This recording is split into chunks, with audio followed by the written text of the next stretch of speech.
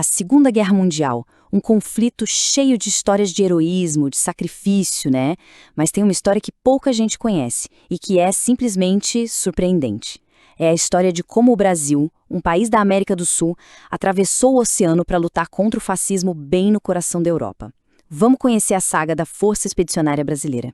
Sabe essa frase?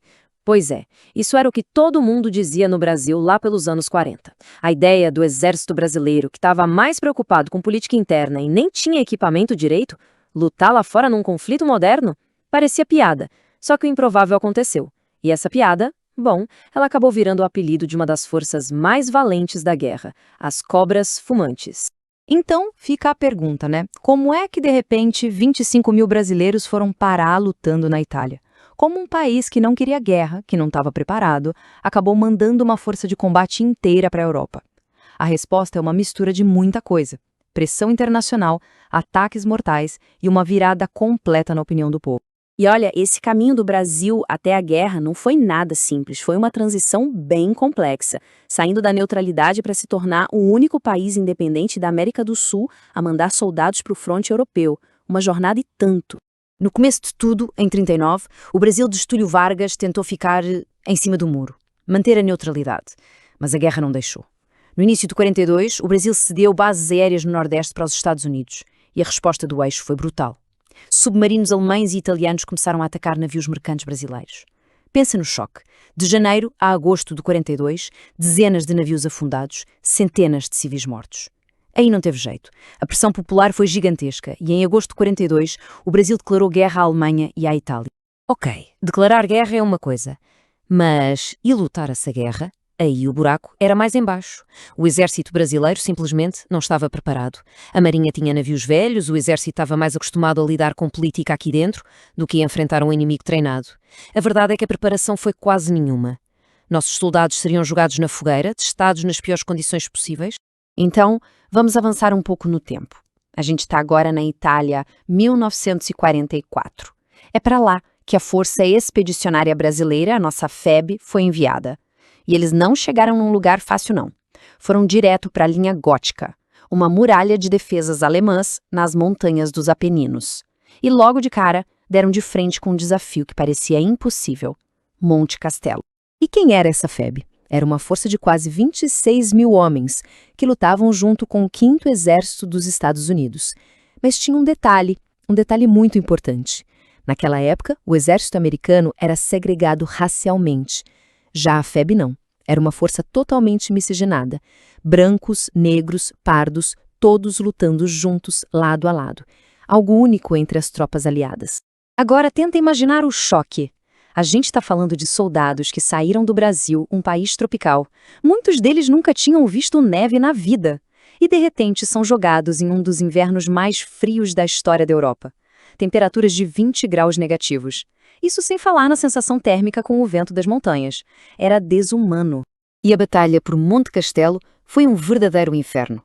Foram meses e meses de combate pesadíssimo, num terreno montanhoso horrível, contra soldados alemães que eram veteranos, muito bem entrincheirados. As primeiras tentativas de tomar a montanha foram um desastre, um fracasso atrás do outro, com muitas baixas para o lado brasileiro. Mas desistir não era uma opção. Eles aguentaram firme, sobreviveram a esse inverno terrível e aí, em fevereiro de 45, se juntaram com uma tropa de elite americana, a 10ª Divisão de Montanha, para uma nova ofensiva. E no dia 21 de fevereiro, depois de quase 3 meses de puro sofrimento e luta, os pracinhas finalmente conseguiram.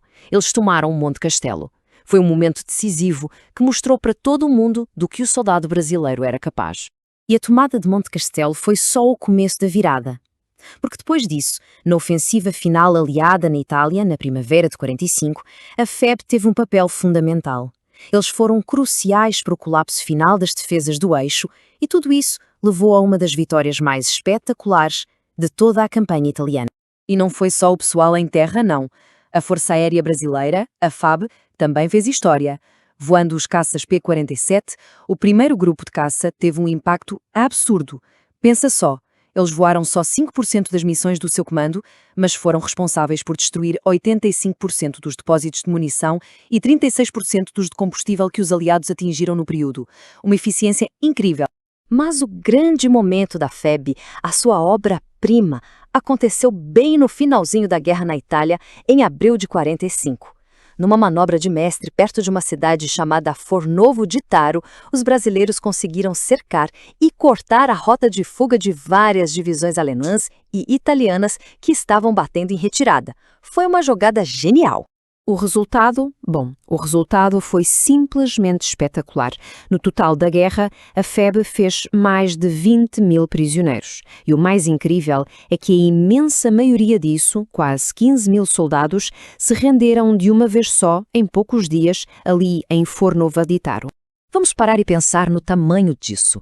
Uma única divisão brasileira, que estava em menor número, conseguiu cercar e forçar a rendição de partes de 4 divisões inimigas. E não era qualquer uma, não. A gente está falando da 148ª Divisão de Infantaria Alemã, que foi capturada inteirinha.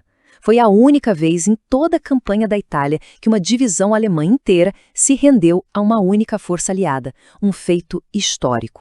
E para a gente ter uma ideia da resistência desses homens, a FEB passou 239 dias seguidos em combate, sem parar. Para colocar isso em contexto, das 44 divisões americanas que lutaram na Europa, só 12 delas ficaram mais tempo em combate contínuo do que os brasileiros. Isso diz muito sobre a fibra dos nossos pracinhas. Mas a guerra na Europa acabou, e a história não, porque a volta desses heróis ao Brasil ia causar um terremoto político, e para os próprios soldados, o fim da guerra era, na verdade, o começo de uma outra batalha, uma batalha longa e muito mais triste. Olha que ironia!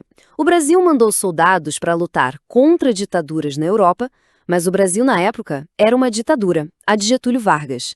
Então, quando esses soldados voltaram como heróis da democracia, isso ajudou a acelerar o fim do regime do Estado Novo. O problema? O mesmo governo que os mandou para a guerra não tinha preparado absolutamente nada para a volta deles. Eles foram simplesmente esquecidos. Os veteranos, os pracinhas, foram deixados de lado. A luta deles por reconhecimento, por apoio do governo, durou décadas. Foi uma espera muito longa.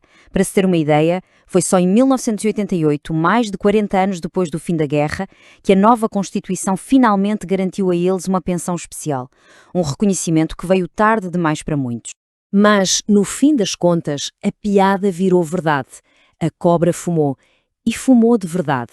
Aquele exército que ninguém dava nada se transformou numa força de combate respeitada, que ganhou a admiração tanto dos aliados quanto dos inimigos.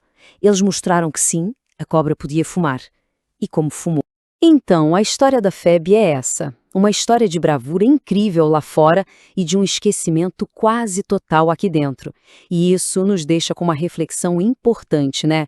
Como é que a memória de uma força de heróis que foi esquecida por tanto tempo continua a moldar a identidade de um país inteiro? Resgatar essa história hoje não é só sobre o passado, é sobre como o Brasil se enxerga hoje e qual o seu lugar no mundo.